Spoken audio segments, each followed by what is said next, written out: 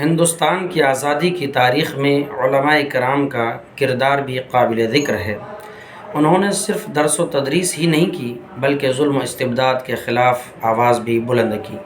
1857 کی جد و جہد میں علامہ فضل حق خیر آبادی رحمۃ اللہ علیہ جیسے علماء نے اہم کردار ادا کیا۔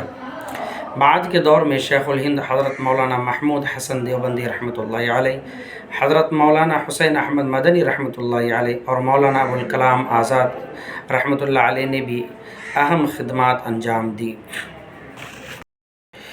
ان علماء نے اپنے علم، قلم اور خطابت اور قربانیوں کے ذریعے عوام میں آزادی اور بیداری کا جذبہ پیدا کیا۔